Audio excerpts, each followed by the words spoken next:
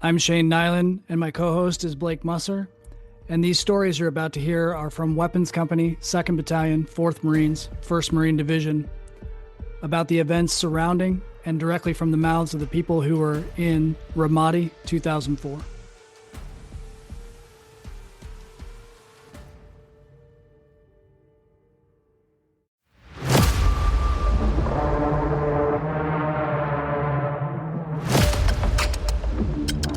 No, just like you said, reunions, seems like, I mean, I saw both of you at the 20 year, and then I don't remember if you were both at the 10 year, but it's just like all of a sudden, 20 years is crazy. Like when people are like, oh, somehow we get into talking about the Marine Corps and you're like, oh yeah, I was in the Marine Corps.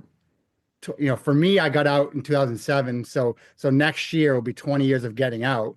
But, but in terms of like Ramadi and everything like that, it's like it's crazy that it's more than 20 years ago because there's days I feel old and there's days I don't feel old. But I feel that. yeah, so, it makes me definitely feel way older. But a lot of us talk on WhatsApp, so someone I forget, I think Silvera Terry, I don't know if you remember him, but he got us to it. He was still in. We did his we went down for his retirement.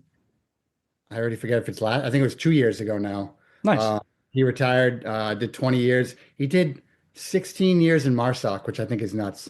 Wow. But crazy amount of That's a long yeah, he went time with MARSOC. right from '04 to or right from 24 to 16 years in MARSOC. So but Good for him. so anyways, we're on WhatsApp and there's, map one guy, a lot of map one guys, obviously just like Kern, Hess, lists all the guys I came in with. And we came from, like in that big wave of new guys in really '03, but, beginning of '04. We kind of keep in touch and, just give each other updates. And there's a couple other guys, Pacheco just joined on and, Nice. Johnson and a few other guys that, just are all spread out everywhere. But especially the 20 year kind of reconnected us with a few other people. So Fui's been getting a group text together, trying to get a reunion for at least map one next year or this year, I should say, 2026. But That's cool. It's tough. Unless someone takes the ball and runs with it, it's like, oh, yeah, I can be there and I can be there. But, Yeah, so. that's been kind of part of why we did this is because we reconnected with a bunch of people at the 20-year reunion, but also like if you don't set dates, you never connect with people, man. You really got to nail people down. Yeah. And I was lucky, like early on, I bought a house right when I got out. So, so I had a place. So I did two reunions at our house, my house, like within 2 years. It was like back to back. And then, Moselle lived up in, I think it was like Vermont or New Hampshire. I can't even remember where. So we all went up there one day or Nice. one time. And, but it's been a while since we've all been together minus the main reunions, but it's cool. That's one benefit of social media and all this kind of stuff is like seeing people on Facebook. I've been telling myself, I'm like, I'm getting off Facebook. I'm done with it. I'm so sick of everything. But you miss seeing a reunion picture or something of if someone had a kid or, it's like, oh, that's, I don't want to miss that stuff. And I don't want them to miss part of my life because I think we're all, kind of like I said, we're all intertwined whether we want to be or not. So, Yeah. I would argue, and I've said this for a long time, that 90% of the reason why I still have Facebook is purely my Marine Corps group. yeah, 100%. Anything other college, all that other stuff, whatever. I mean, I'm in contact with who I want to be with. Yep. From Exactly. that standpoint. Right. But there's something different about the Marine Corps where I want to know where everybody's at. Whether or not I want to like really converse, that's a different story. But I want to keep tabs on everybody. Yep. No, right. Like, exactly. Like I don't want to be best buddies with everyone or, like I said, have these long conversations, but I want to know, like I said, I don't know how they're doing and, is everyone okay? Because there's that whole side, that mental side of it that, we've had to deal with for a long time. And, to say it's probably affected everyone in different ways, certainly. But, and I don't want to get the bad news. I'm like, oh, I should have reached out to him or should have, at least, commented on a photo or something like that. So, that's certainly something I think about as well. But um, Same, man. And there's been a couple of people who've been going through it, and they'll post something simple on Facebook, and then I'll like call them, and I'll be like, I can't fly to you, but I can call you. What the fuck's going yeah. on? Yep. Yeah. And that is great. You see someone like, hey, no one's talked to so and so in a while. Can you reach out to them? Like you said, because some kind of a little cryptic post or something like that. Yeah. And then you see the flood of guys respond, which is awesome. And that's like I said, some guys probably maybe not even know him or just say, you know what, he's a Marine. So, but we have a Mass Hole Marine Facebook page, and I don't converse on it a whole lot, but you see the same thing.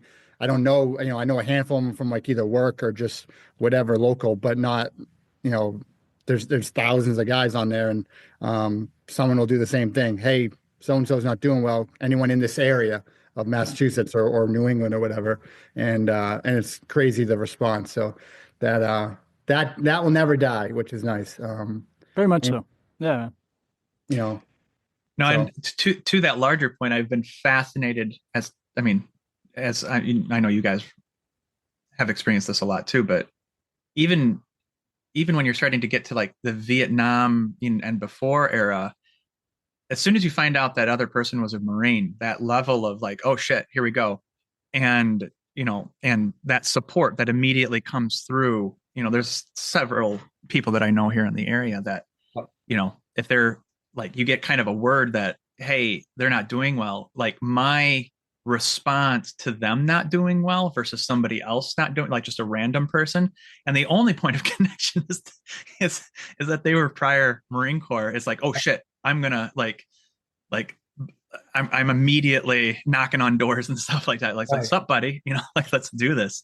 It is crazy, the connection. Like, I talk about the Marine Corps birthday, I get shit at work, sometimes because we have a bunch of Marines, that I work with. And it's like, obviously when the birthday is coming up, and guys who are non-military or even maybe another branch, they like to give a shit, but it's just no one does the Marine Corps, never mind just the birthday, like we do. So Right.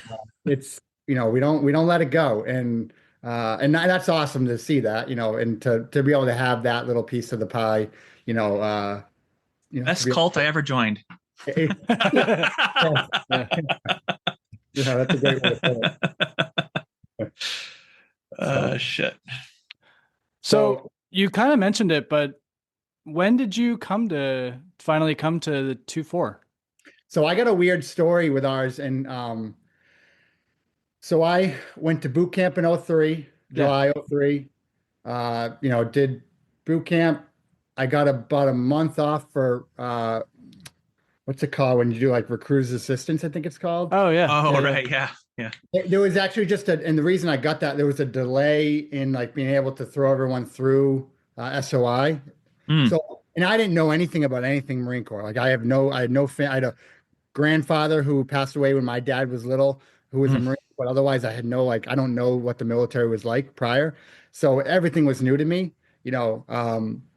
and so I got to SOI in like, I don't know, November, I think it was. And I actually drove down with a guy who was on recruiter's assistance as well. We stayed a night at Camp Lejeune, and then he dropped me off the next day. But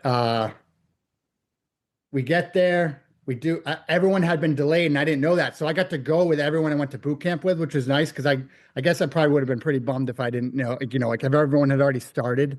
Yeah. Oh, sure. Yeah. So everyone was delayed, and we all started together, everyone from that era of boot camp, that time frame, graduated, told us we were going to Hawaii, got on a plane. We got to like 4 or 5 days for Christmas, I think it was.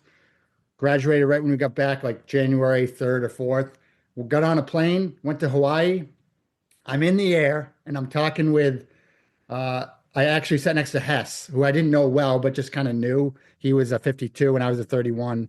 And we're talking to some doc who's in whatever unit it was, 3-3 or something like that. I forget exactly which one, 1-3-3-3. And he's like, oh, I didn't know we were getting anyone new, and I was like, oh, there's 100, I think it was like 140 of us, something like that coming, all from SOI.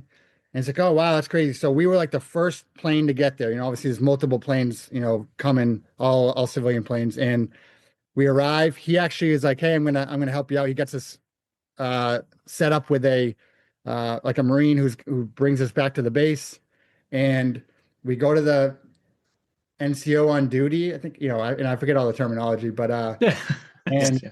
Probably Fair staff NCO on duty, I'd imagine. they Staff had duty. no idea we were coming. Zero idea. So they put 100, like I said, roughly 150 of us up in an empty barracks. We got a day off to play by the beach, and one of the memories I have of that was it was obviously beautiful out. You know, I I'm pretty light skinned, so I bought some sunscreen because this is I don't know, January, and I bought one of those like deodorant style sunscreens. Well, I'm like rolling it on, like placing it on, and I do my back on my own. And they had all these strips of burns, like Zebra striped. I was going to ask someone else to do it, but you just didn't think about it. I'm 18, Yeah. and we were there for 3 days. Then they told us we're all going to Iraq. We're all going to California, which is going to Iraq. And so I had Oh to come, shit. which was not fun. Tell my mom because they got us like Hawaiian towels and some swim shorts and stuff. Obviously Iraq was newer, so it was like kind of not sure where we were going. Yeah. But so that was not a fun phone call. I remember that call. We were on big group. They're like, okay, you're about to load up and get on a plane. So 3 days, and then we're in California. You guys were just getting to, or if you had, I don't think you had been there yet, but the March Air Force Base. Yeah. Well, I don't know how long you were there for. I think we did like 2 weeks there, right? Something like that. Yeah. So we either got there right after you guys, or got there like literally as you guys were going, like kind of transition right in. Sure. And then it would have gone, I don't know, within a month of that, right? Something like I can't remember the exact- Pretty quick. That March Air Force Base training was in January. I can't remember the dates. I've got some pictures and I keep looking at them and trying to like remember, but I truly can't remember the dates of when we went to March. And then we left February 16th. Right. Okay. And it was right around Valentine's Day, something like that. So yeah. So we weren't there long, and obviously that was an adjustment of, I was up in the red tops and you guys were all down below or something. So every time we had a formation, it was like they'd said send someone up, and we'd run down. I was with Forky and Stevens. We were all bunked together, and I didn't, like I said, didn't trying to get to know everyone or whatever. But I'm still close with them. I've been to some of their weddings, and Forky's got some family out this way, so I'll drive by and stop in, go to Treehouse Brewery, which I don't know if you guys have heard of that, but some big brewery out here that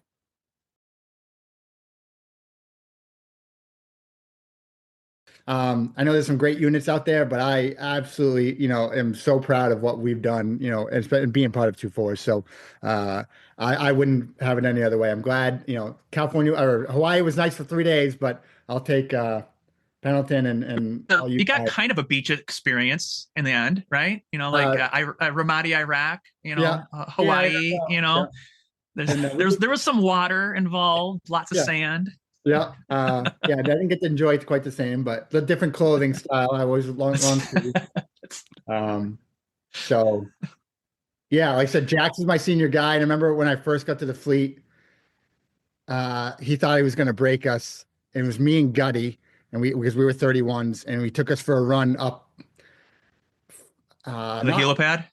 It was first sergeant's. Yeah, I was to the helipad, but it was the long way, and I don't remember which way is which, but it was a long hike, and we took a log with us. We took about a 5-foot log, and carried it in pairs of twos, and and just kept switching off. And I just remember he kept saying like you can give up any time, basically. I said, I'm not, I have no problem. I'm not the PT stud, but I'm certainly not giving up on day one. But I just remember them trying to break us and be like, nope, not gonna happen. So Awesome.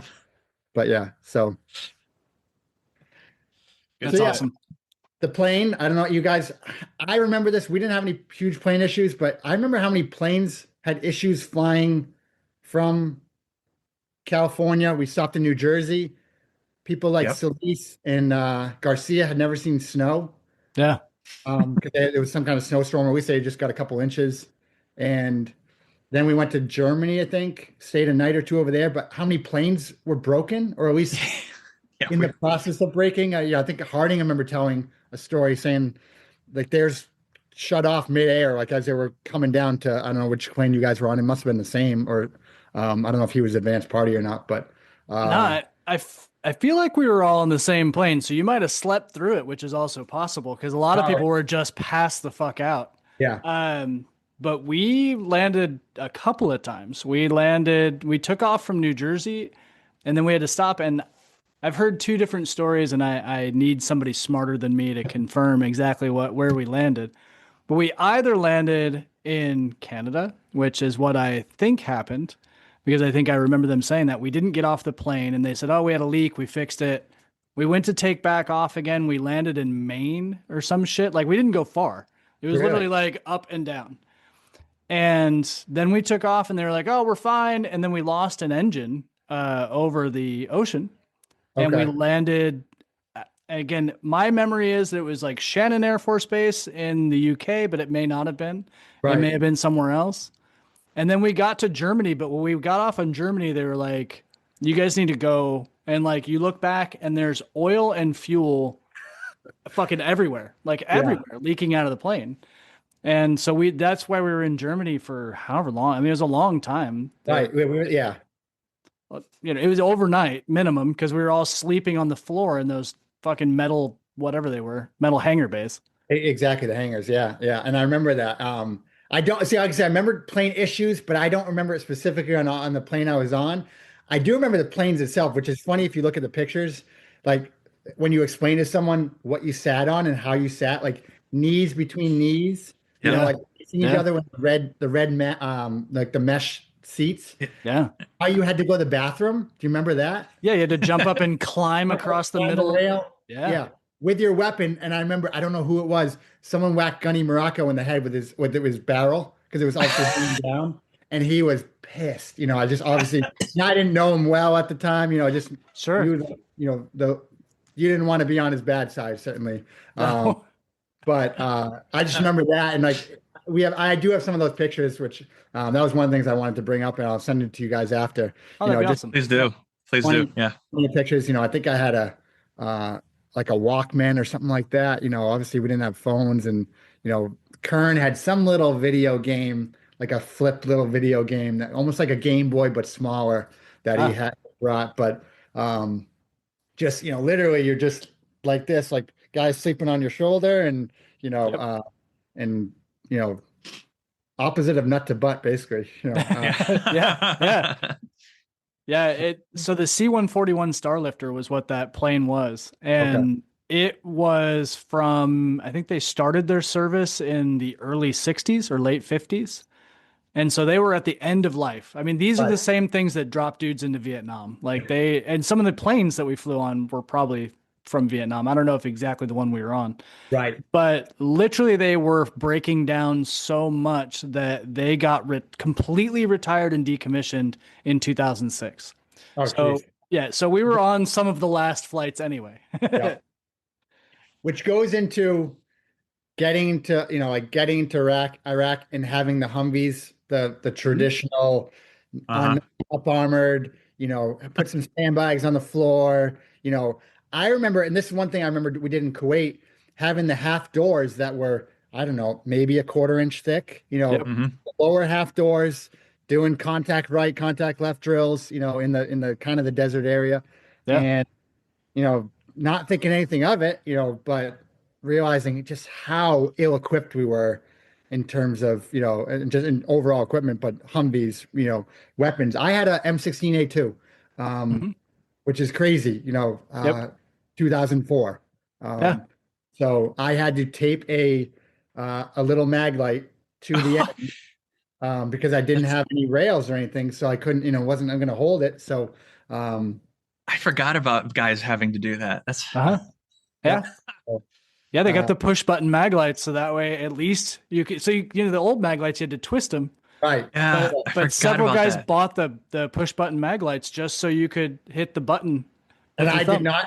I did not have a push button. I remember that specifically, having to turn it. So, That's awesome. I didn't know any better, and like I said, you just I'm 18. You know, my family Yeah. doesn't matter, and I'm not a. I didn't grow up with like I said weapons or anything like that. I don't think I've ever fired a weapon prior, like BB gun maybe, but you know, it just wasn't. You know, no one hunted in our family or anything like that, so it was all new to me. So I had what I had. I only got a new weapon when Regelsberger got Hurt. hurt. They Yeah. Yeah. gave his weapon, Oh, no his shit. M16 or his 203. And I remember I had to clean the blood off it and everything like that, which, you know, at the time didn't think much of it. Like obviously, oh, that's terrible, but not like, you know, um, just the overall effect that really, you know, that's his blood. So yeah, I had that, and then it was like then I was Rambo for the rest of the time because I carried, you know, 203s and everything else on my body as much as I carried a oh God, I'm forgetting what is the javelin, not the javelin, the smaller 84. 84, yeah. I carried one of those the entire time. Never got to shoot it except for one. I gave it up for a little bit, and Jax got to shoot it one time. I So were believe. you a dismount or were So you up in the gun? that one was a little not a little different, but like I said, originally Fui was my um truck commander, and it was Yeah. me, Jax, Fuiing Chico. We had Okay. a up armor, all four of us machine gunners. So, and I was the A gunner, so Jax was in the gun, I was in the back. Hmm. Uh, Side story: we're driving. I think this is when we went to Kuwait, and Jax pisses in a bottle, and we're driving 30, 40 miles per hour. He dumps over the side. Well, we have no windows, so it just sprays all into me. And you know, I'm brand new again. I'm pissed, but I'm not like, if it had been for a year, it might have been a different story, you know, how the outcome. But I just was like, you know, what the fuck, basically, you know, like I'm getting paper pissed because you know those giant bottles, you know, Yeah. and I don't know if it had been building up too. It was like, oh, this is 3 or 4 days worth, but not fun. I just remember that. Do you remember? I just remember how cold it was too driving. Oh Uh, yeah. Yeah. so like being miserable and being like, I'm trying to stay awake, and I didn't have any warm weather. No one had warm weather gear kind of thing. So you don't think of Iraq as being cold. Certainly, I didn't. But Well, Right. people forget one of the points of a desert is the temperature difference. right, That's part of the change. And so if you're dropping 40 degrees even from 90, you're going to be yeah, cold. yeah, very cold. Yeah. Well, So and Kuwait at the time when we got there was a bigger split. It was because their spring is their biggest split, and it was a 50-degree temperature difference. And so it was, you know, whatever it was during the day, it wasn't even that cold at night, but it was like 60 degrees, but you were 120 during the day. yeah, So you're freezing your fucking ass off. Yeah. right. And just driving too, like obviously there's those Humvees weren't buttoned up, you know, Nope. so No. you're Yeah. just getting a breeze at 40 miles, 30, 40 miles per hour, whatever it was. So, Yeah. yeah. So I started out as just like I said, black one or something like that. We had 5 regular Humvees. And then once we switched over to no more, we got the Air Force ones, Hmm. you know, the thicker windows and all that stuff. We only got 4 in map one, so we were the oddball out. And they combined us with like Sergeant Anthony. Pace was our driver, and then me, Harrison, Chico, and Jax were in the back of a high back. So Okay. and then eventually they banned those, and then we got another Air Force Humvee or whatever it was. So at least that's how I remember the timeline. But we were in a high back for a little while. So we were the dismount company. So we were Team Jackass, and we just, you know, so I was lucky. I never drove or anything like that. So it was just like, okay, get up and dismount, get off and search a building, get off and do whatever. So the action on that side was always good on, you know, as a new guy and wanting to do something as opposed to sitting in a truck and being like, oh, we're in a cordon or whatever, and we're just sitting here waiting to move or whatever. So I was always fortunate to not, you know, to not be a driver. But Yeah. so at least that's how I looked at it at the time. But So what do you remember of the that early?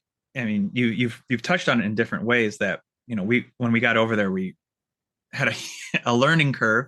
yeah, Not just from a tactic standpoint, but obviously our gear was not tooled for the mission that we were given. But what do you remember of some of those early missions as we were getting our feet underneath us? yeah. I mean, I remember even going back to like rolling into Ramadi. I remember specifically, like obviously trying to soak it all in, being on alert, like having your weapon out the window. Um, but I just remember the glares of people and Mm. like, you don't know. I didn't know what is it, that a good glare? Or is that like a we're new glare kind of thing? But um, just driving around at night, like I said, that's one thing I not regret because like I said, I didn't want to be a driver, but I didn't know the ways of ins and out. Like every time we went somewhere, I'm just either in the back of a Humvee or, or the back of a high back. So I'm not facing the wrong way really, or I'm in the back seat and I'm not really able to pay attention quite where we're going because I'm looking out the window. So direction was always like a not a good thing, easy thing for me to remember. But just trying to get a lay of the land and like figure out what's what. Like, like map one got hit with an IED when we were in the convoy to Iraq. Yeah. That was the first experience we got. Um, but I was further back, so I just remember hearing it, but not seeing it kind of thing. Sure.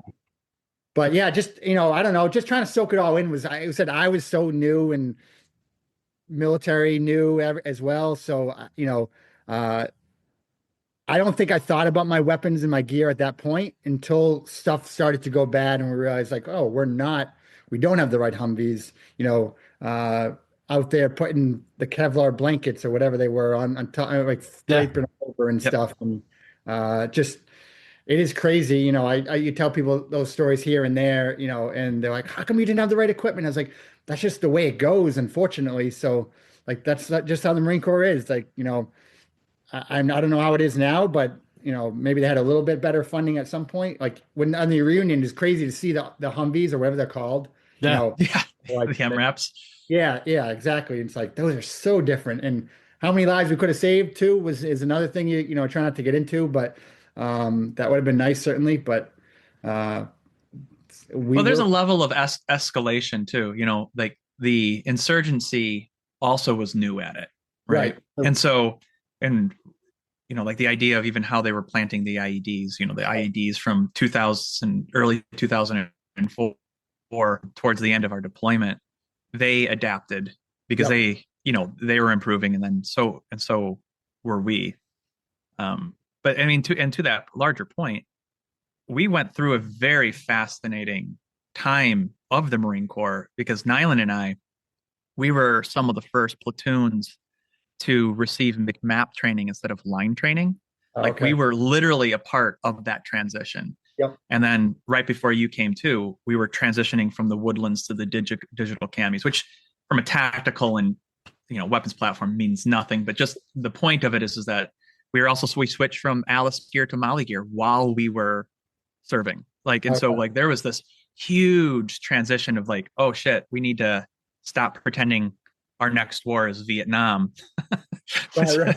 And let's start bringing in, because that's what happens, is that Yeah, no. you bring your tactics and your platforms of your last war to your new war, and then you start adapting from there. Right. And so unfortunately we were on the front front end No, of that one. and that makes sense. Like I said, when guys go there 2010, 2015, whatever, whatever timeline, it had to been so much different. Like I said, even going out to California, I think they had them in 2014 as well.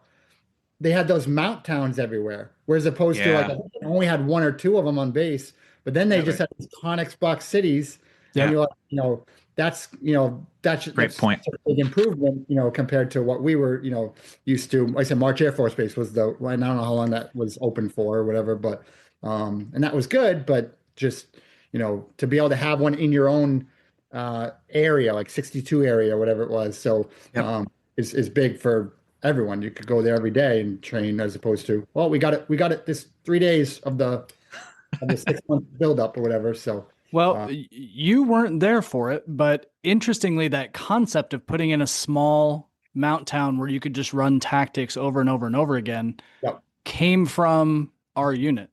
Uh, Gunny Merarkey and another Gunny from Golf Company, and I will not remember his name at all, but they were friends from Quantico, and they built a mount town and had a little small mount town that was built in our backyard out of like It looked like trash almost. But I mean, we had some small buildings Yeah. and some elevated platforms and a couple of Connex boxes. But we ran scenarios out there and they brought out sim rounds and we were shooting each other with sim rounds. Right. And it was, I mean, it was the start of, and he did this constantly. It was really good training as far as all that went. And yeah, he kind of brought Outside the box at that time frame, dude, like, unheard yeah, of at that time frame. Nobody else was doing that. Or, I mean, yeah, maybe somebody else was, and I didn't know it, but we had not right. heard of anybody. And there's certainly, as you said, there was the Mount Town, and there was nothing else. Yeah.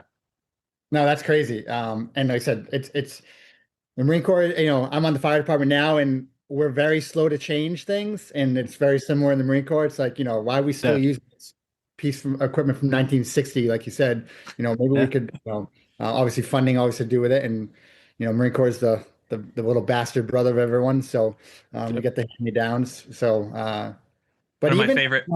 not to think too far ahead, but like my second deployment, which was 06, 07, they gave us Air Force shotguns, just oh, because they were like, we don't need these anymore. Here you go. Like, and I don't know what they got.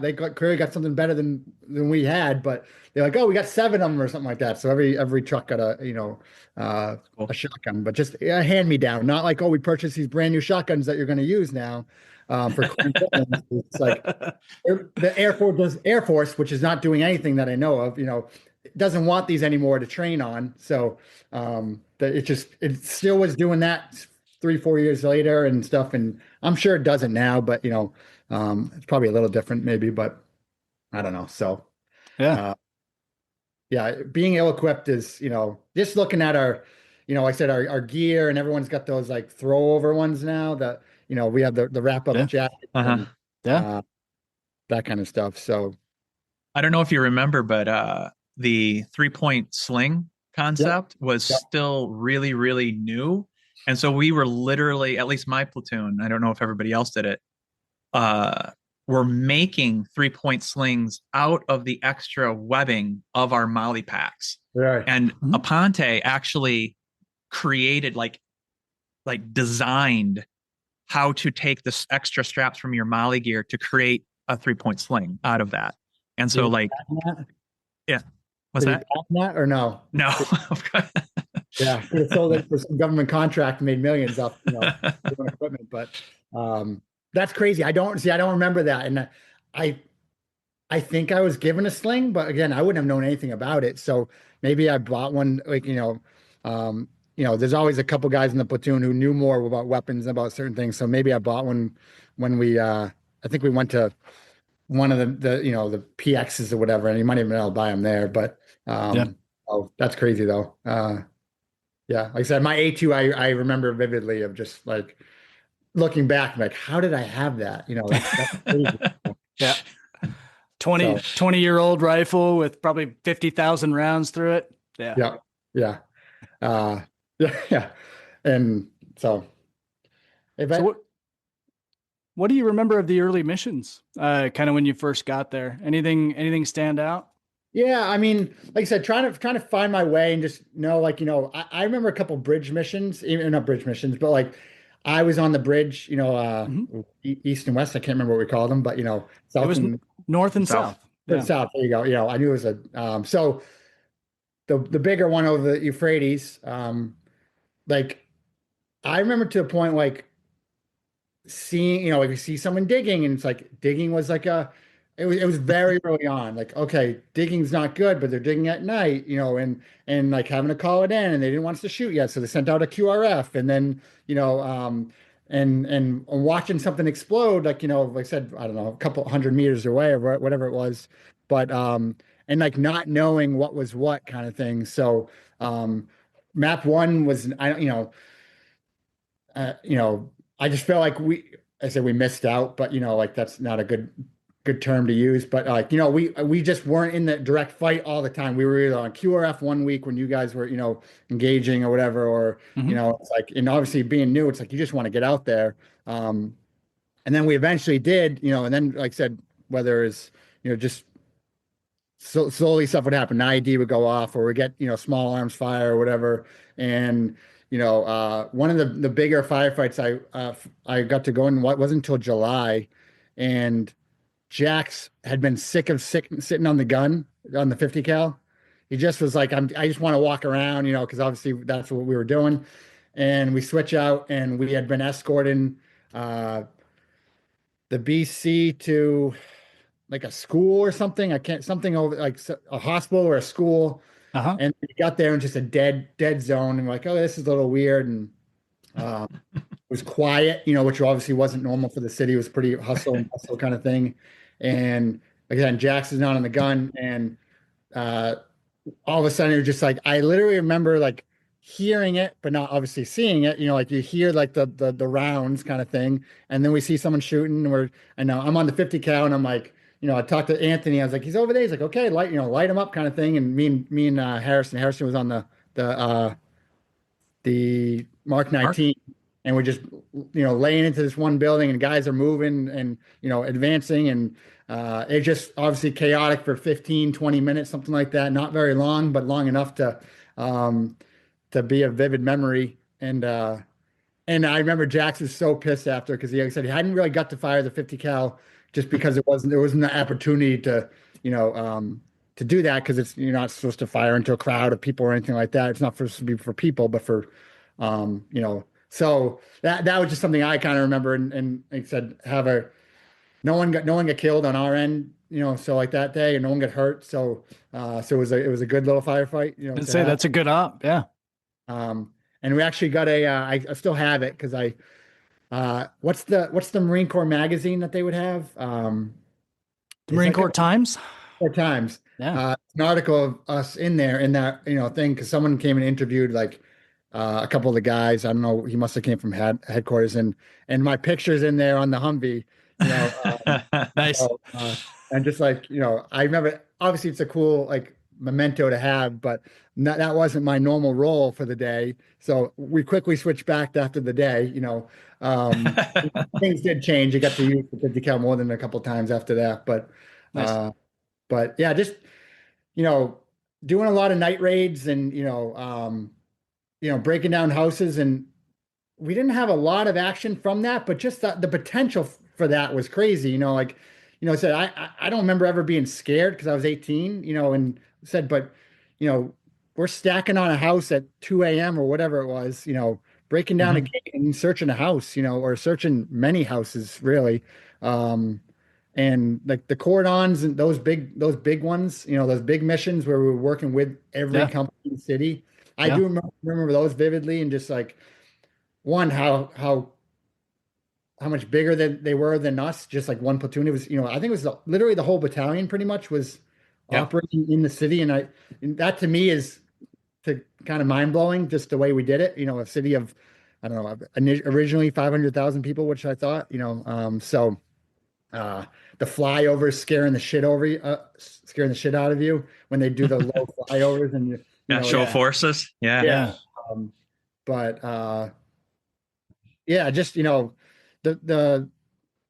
the handful of times I got to engage and stuff like that, just small things, but you certainly, I got more comfortable with it as we went, and just been like, okay, there was no waiting, because I know early on, even after getting losing some guys and kind of like, okay, we got IDs a little bit going off and stuff like that, you still are not sure, like, okay, is this full blown, like I say war, but just what's what kind of thing. You have to figure that out. And once we did figure that out, and I personally did, it's like, okay, there was no hesitation of shooting or pulling the trigger on whatever it was, because of the threat, so right. To protect the guy to your left, guy to your right, kind of thing. So, yeah, it's an interesting point, because when we went to March Air Force Base, just to contrast it with that particular mindset and training, even then they were trying to prepare you for a ton of shoot, no shoot scenarios. Like you were a police officer more than you were, more than you were a military lining up against an adversary. And it definitely, made people a little bit trigger shy in the beginning, because you didn't know what we were doing, right? I mean, again, your example was perfect. There's a guy digging. Do we shoot people that are digging? Do we not shoot people that are digging? What do we? And later on, we did shoot people that were digging. Like Exactly. there was no question. Yeah, it's 10:30 at night. No more. Yeah, no. Yeah. Like someone on a cell phone. There was no debate later on. Like, they're just calling their buddy. No, they're calling someone to either set up an ID or to let Right. us know, let them know they're coming. Or, they're coming for us, or we're coming their way. Right.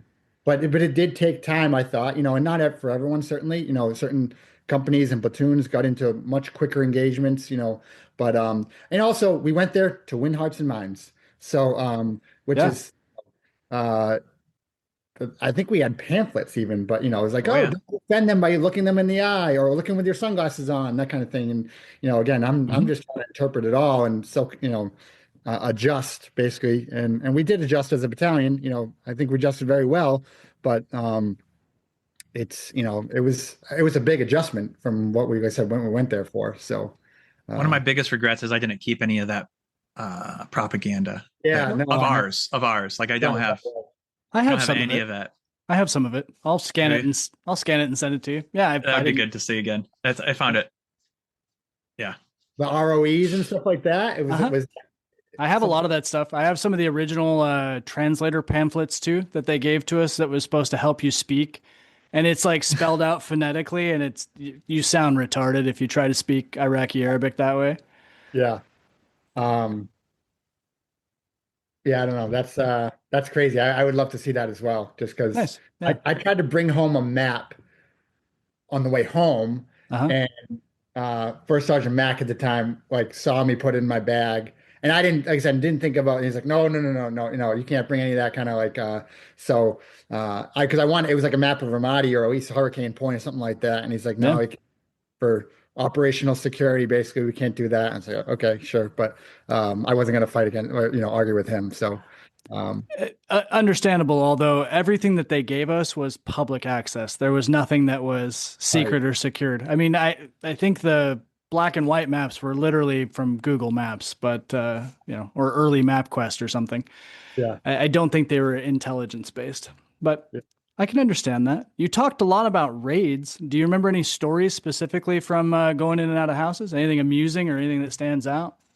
amusing. No, just I don't remember anything too amusing. I just remember like all the houses were the same. You go into a room and there'd be like 1,000 blankets, and you'd Yeah. have to look through the blankets because you didn't know if someone was hiding behind them. And you know, I remember I think it was map 3 used to paint their faces. Oh yeah. And I think they were the only ones who did it. I don't think we ever did that. Maybe Sergeant Santiago must do that once in a while. But like I said, it was hundreds and hundreds of houses. I felt like we raided, like our crew specifically. So never mind the whole platoon or battalion kind of thing or company. That just it would it'd be, oh, we're going here. They named the guy. Obviously, I didn't know who was who. So Yeah.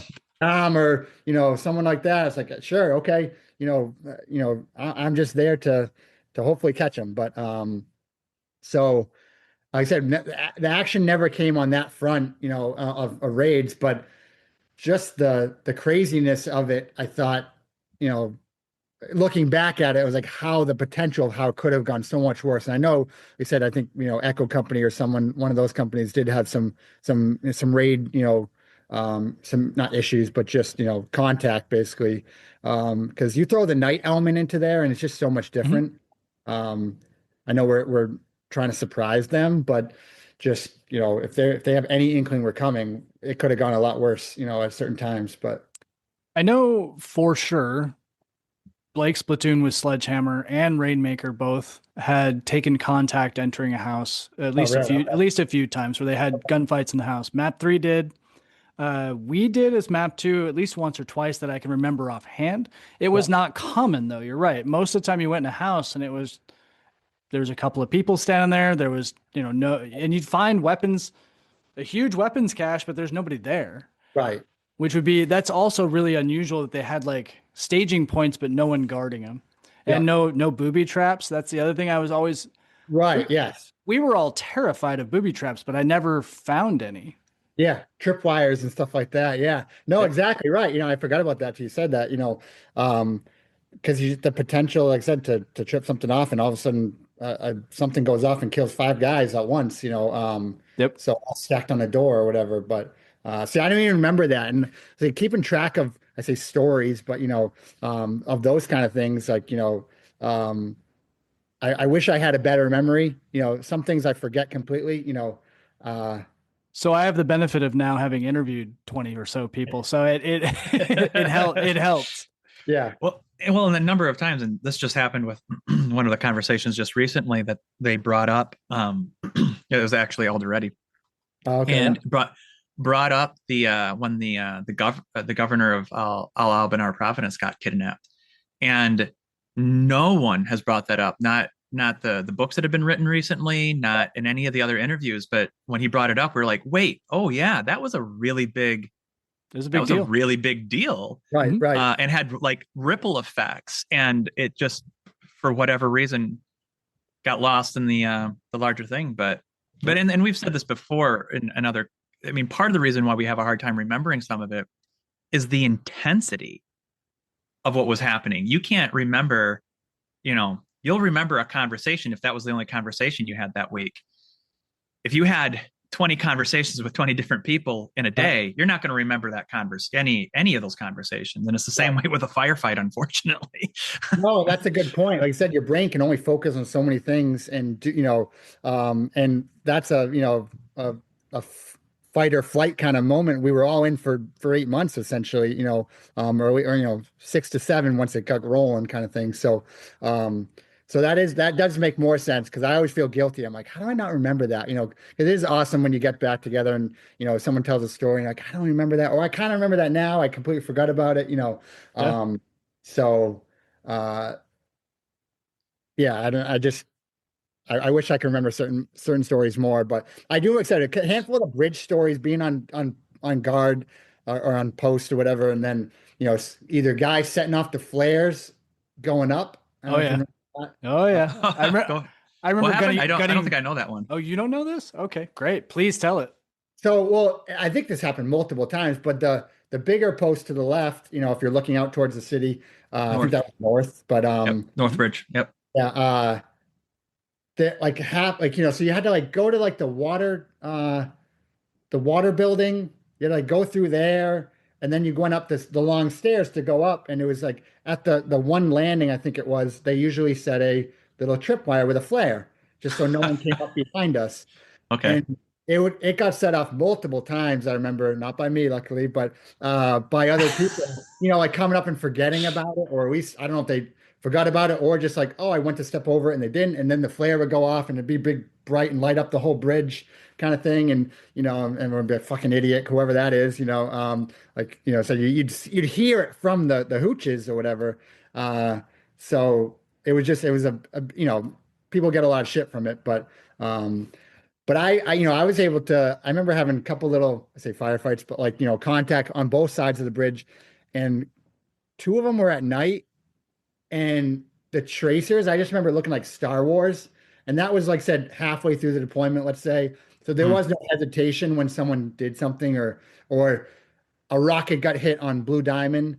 Someone shot a rocket at there, and you didn't see where it came from, but you just find a car that you think is speeding away and lighting them up, or because it's nighttime, so not many people are out anyways. But and Yeah, do the then curfew. Yeah. the other bridge is lighting them up, and or at least they start firing because they're not sure what's going on. So and I just remember it looked literally like Star Wars, like space, shots with all the tracers and stuff like that, Yeah. which I even remember I was lighting up a car, and Silver was my bridge buddy at the time, like just for that time. And I felt bad. So I was like, okay, so I'm like shooting for a couple minutes, stop and shoot and whatever. And then I'm like, okay, your turn, you get on. So and then just because I didn't want it to, like, because it was always like who's gonna grab the gun, kind of who's gonna grab the 240 and start shooting. And, I love so the concept of sharing. yeah, Yeah. Yeah. Yeah. yeah. So I don't want to have all the fun, sir. I didn't Please. say- I Go don't want ahead. to give it up. Certainly, I was having my time, but I was like, okay, it's have at it. So That's I awesome. still had a rifle, so Oh shit. Oh man. I love that like That's a great image in my head right now of being like, oh, I'm sorry, I'm taking all the fun. Right. Here, jump on the back of this, buddy. Yeah, no, and that, it's just we said we were close buddies, we still are. So uh actually we had a funny moment, me and him being on the bridge. This was on the South Bridge. So which this is totally unrelated, but I always think about it. So South Bridge and North Bridge are towns right close to where I live right now. Like they're, a couple towns away. So Okay. one's one town away, one's a couple towns away. But I kind of forgot about it till we were just talking about it, like saying what they were actually called, North Bridge and South Bridge. But those are just like said, oh yeah, we go to South Bridge all the time for the dump or whatever it is. But we were on the bridge, it's the middle of the day. We're bored because nothing's going on, and which was a lot of the time. Obviously, there's a lot of hurry up and wait, or just kind of sitting around waiting for something to happen. And I don't know who put it in our heads, but someone's like, "Oh, if you put a bottle on the end of your M16, it can be like a silencer." I don't know. Sure. I don't know if it was a movie or because Yeah. everyone knows Haji movies. Yeah. So we had a bottle, we cut it open, and it was kind of loud over the bridges, right? If the water's flowing, so that was definitely on South Bridge. But I took a couple shots at just a rowboat that was sitting out there. There was no one in it, and no one said anything. I was like waiting, obviously to get a call, like what's going on, kind of thing. So, so whether it actually worked or it was just like no one was paying attention, just thought it was random shots. I had no idea, but That's I just awesome. shots at a boat, and it didn't alert anyone. So, but I think it was still loud on our end, so we didn't want to do it too much. But Yeah. There is nothing more dangerous on the planet than a Marine board on post. yeah, oh yeah, yes. And luckily we didn't hurt anyone or hurt ourselves right there. But Yep. without saying names, there's a few instances. I don't remember people losing their Kevlars off the bridge, or at least Oh, one yeah. person Kevlar. Yeah. Kevlar. I didn't hear about that one. That's a big Kevlar, one. and he had to wear it for like a week. We have I think we have a picture of him in the shower wearing his Kevlar because they did not let him take it off. That's hilarious. Yeah. So did it go into the drink, or were they able to recover it? No, I don't think they found it. I think it went down. So it was gone forever. So I even have I don't know who this was, and I won't say either way, but someone was like, I was cleaning my weapon and on the bridge, because they were bored, and they like dropped a pin, the firing pin down, and it was like landed right on like an edge, and they were able to grab it, and they're like, it just the civilian that had that actually gone, the other way. Like you said, just you get bored and you start doing shit, and Yep. we opened the bridges one time on the North Bridge. I remember doing that, opening up the actual Sluice? the floodgates or whatever. Yeah. Oh, Jesus. And someone had to come and shut them down. Some like obviously Haji who worked for the city or who worked for the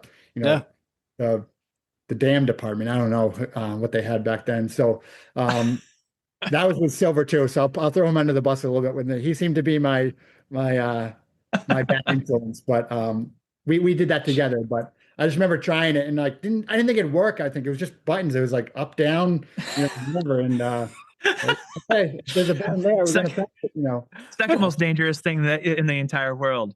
Put a Marine in front of a button. Oh, fuck yeah. Don't press it. A button or a lever. It's like, what's this? Right. But, That's awesome. It could have easily flooded Hurricane Point, or who knows what the fuck could have happened. Anything. Wiped out all of Ramadi. It's like, oh, mission accomplished. Yeah. Can we go home now? One of the so obviously we had the call center, right? What do you call that? The little phone booth. Yeah, the AT&T phone center. Yeah. Yeah. So and that being shut down quite a bit because if anytime someone was killed or probably severely injured or at least injured at all, they shut it down. So sometimes go weeks and stuff like that. But I remember coming back and always being mad like that what we did got overlooked by everything that was going on in Fallujah.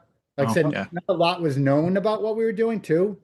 So talk about evolving, but I don't think the story was quite out there, which understandable that a lot was going on where they were, too. But I think they had multiple battalions and stuff like that. So not to sound bitter about that, like what they were doing, because that was just as important. But we were just getting that wave of whatever they were pushing out. So, and I think it made the, one of the reasons I think is that they had a better flow of reporters because of the proximity to Baghdad and and it was easier for them. And we were too hot several times. I remember there was a couple times that reporters were supposed to, I remember getting like notification that we were going to get a reporter in.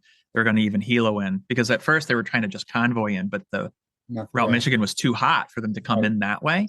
Right. And then they were going to helo in, but even that got too much. And then we had at least 2 reporters. And there was the one from the Christian Science Monitor that went out she was talking shit a little bit, and then went out on a patrol with us, and we got into a little bit of a tussle. And she refused to leave the Humvee even after we got back to Hurricane Point until the bird had to land, and she went from the Humvee into the bird and took off. And she was supposed to be there for like 2-3 days, and it wasn't even like 8 hours. I would like to hear the story, but as far as I know, there were only 3 reporters that were ever in Ramadi longer than 24 hours. And that was Colonel North. Yeah. That was Dave Swanson, who took all the famous pictures. Right. And then Greg Zaroya, the guy who wrote that book. I mean, that's the only 3 that were there any longer. Anybody else came in less than 24 hours, as far as I can remember.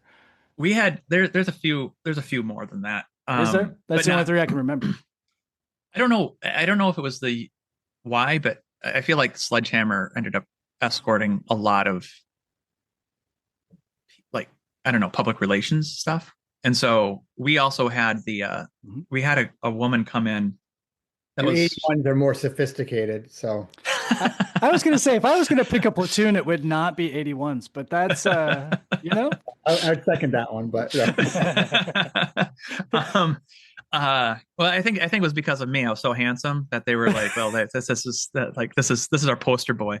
Yeah. But no, but seriously, there was a lady that she wasn't an embedded journalist. She was there doing like a story on like women in combat, and she was with us for like at least 4 days. Okay. But nevertheless, it wasn't many. It wasn't, and I guess what I mean to say with that is the Fallujah had casual reporters. We had embedded reporters. True. And that's I think the difference of why the news cycle was different too. Right. Like our guys had to stay because of, you couldn't just pop in and out. Well, and Fallujah had battle lines. They actually had the city surrounded, and they had had a cordon, and so you could bring up a reporter in the controlled battle line to the front to see everything in a safe manner. That didn't exist in Ramadi. You had to show up and get in a truck and then go get blown up and all, whatever else. That's a good point. Yeah, I didn't think about that. So, if you like what you've heard, this is a multi-part episode. Make sure you listen to the rest of the story.